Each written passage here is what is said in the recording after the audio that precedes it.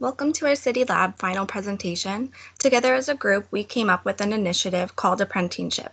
This will be presented by myself, Taylor Holloway, Jenna Ferris, Naomi Olkers, Chris Chevrier, and Darnell Holmes. Going into a little bit about the research it took to determine our initiative. What this research consisted of was research on various youth unemployment initiatives. We researched what other municipalities have done to promote youth employment and increase this in the local labor market, as well as what had gone well with this and what didn't work in terms of this. The resources our team had used to conduct our research on youth employment rates, as well as initiatives to combat this concern, were a variety of electronic sources. From the internet, we used websites and articles regarding this topic. We also noted our own personal experiences as youth as well as students. We thought about what would have sparked our interest or benefited us while looking for employment and incorporated this in our initiative. Next slide, please.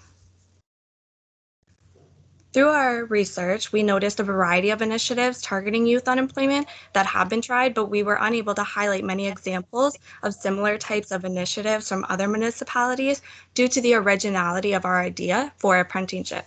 We found some city administrations provide personalized employment and inclusion services to young people. Local employment services offer information on job vacancies, job matching seekers with employers, providing career advice and guidance in applying for a job. This is slightly similar to our initiative in the sense that instead we would be going through schools to get this information, advice, and guidance to youth and students regarding those things such as applying for a job, in our case, volunteer positions, about job vacancies, volunteer vacancies in our case, and matching those seeking jobs with the employers.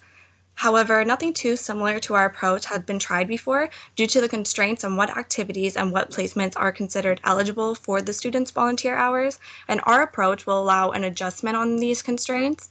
It will include volunteer hours to be permitted at workplaces that they normally wouldn't be eligible to. We're expanding the idea and restrictions of community service hours, and this will allow greater workplace experiences for youth, in which I will pass this along to my team member who will discuss our initiative further.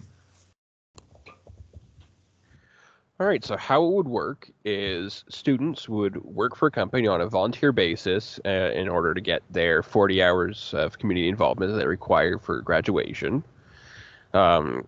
Employers who would like to participate would post job postings on a city run and operated job board. Now the jobs would have to be, they'd have to require no previous work experience because they're targeting students. And students who participate in the program would work at a company for 40 hours. At the end of the program, they would either be kept on at wages or they leave with some work experience to put on their resume and their 40 hours done. This also gives employers the opportunity to try out potential employees with reduced cost to them. Next slide, please. Now, who would be involved? Obviously, the city of Oshawa. They would need to coordinate with the various stakeholders. The school board would have to greenlight the program. Any companies that wish to participate in the program, we would need an IT professional to design the job bank website. And we would also need program coordinators to reach out to the employers at the very least in the early stages. Ideally, eventually, we would have employers reaching out to us. But until the word gets out about our program, we would need to be reaching out to them. Next slide, please. And who does it help? Well, it helps all sectors that wish to participate in the program, although likely we would mostly be seeing retail participating or any other similarly low-skilled job. And of course, it also helps students because they have the chance to get a paying job out of the program. And even worst case scenario, they don't get hired. They still have their 40 hours completed and they have some work experience to put on a resume. And now on to Jenna. I'm going to speak about the costs and benefits of apprenticeship. So through research, we found that the average cost of starting a website was $200 with a monthly maintenance fee of $50 per month. Hosting a job fair would be a minimal cost to the city of Oshawa because we could utilize the school gyms as a venue, and any handouts would be provided by potential vendors, which would be the companies that would like to be involved in apprenticeship. Labor costs to the city of Oshawa would be none because the students will be utilizing their 40 hours a week or of community service hours. The benefits, it's a benefit to employers because you get to have young, eager students who could potentially start a career with their company. It's also a benefit to the students because it gives them confidence and experience for them to enter the workforce. This program is also rewarding, gives students a rewarding place to do their community service hours. Okay, I will be discussing how apprenticeship will encourage youth employment. So overall, we believe this initiative will be a great way to encourage youth employment because it will encourage students to complete their school hours. And from personal experience, we've noticed that students struggle with finding a place or don't know how to complete the hours. So this will be a great resource for that. It will also allow students to experience a work field and encourage them to join the workforce. A lot of students don't have the time to work during high school, so this will be a great opportunity to kind of see where they'd like to work, or maybe they want to go for college and how they want to enter the workforce. So some preserve incentives will be it could potentially affect employees' hours. So if employers are having students coming and working the 40 hours for free, then it could maybe affect the paid hours that employees are receiving within the company. Another preserve incentive would be retaining employers. So we could always start with employers and start working with them, but we want to make sure that they are reliable and that they will follow through and continue to be a long-term partner with apprenticeship. And last, another one would be ensuring students will complete the hours. So we want to be able to have students going and working for these employers and making sure that they're completing their hours that they started within those organizations. Next slide, please. Okay, so here are some of the pros and cons of apprenticeship. So for pros, the students get an opportunity to gain work experience, and they'll also be able to put this experience on their resume, which would be a great additive to their work experience.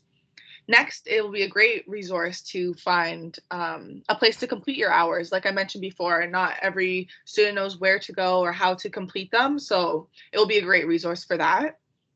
Next, additional labor force in organizations. So this will be a great additive to organizations because they'll have extra help around the office or whatever the organization may be. Next, it's also free labor. The students will be completing 40 hours within these companies, so they'll have extra 40 hours of help, and it's unpaid, so that's beneficial for the organization. Next, here are some of the cons. So for the cons, employers may take advantage of our initiative just to receive 40 hours of free labor. So we want to ensure that we are finding reliable companies to work with and that want to work with us long term and helping many students with employment. Another con could be work at for-profit businesses is not currently recognized as a valid community involvement hours. So a lot of the hours are just volunteering at places. So we want to encourage that so we can work with more businesses. Another con is trying to convince potential employers to work with apprenticeship. We want to be known as a serious initiative that can help with employment. So trying to convince big corporations to work with us will be a challenge. Now on to Darnell. So the applicability to the city of Oshawa. We believe this idea will work because it is a program that will benefit the students by preparing them for the working world. From this program, students will get some much needed real-world work experience. The students will also be prepared to face the working world and not feel rushed in after graduating. Some students will also have the chance to be placed in the field of interest so they can have an idea of what to expect when they enter the labor force. So why is it the best solution for the city of Oshawa? We believe this is the best for Oshawa because the companies and the schools in the city will both benefit from the program. Small businesses and major companies would benefit by having extra help in the establishment, while schools benefit by preparing the youth with hands-on experience.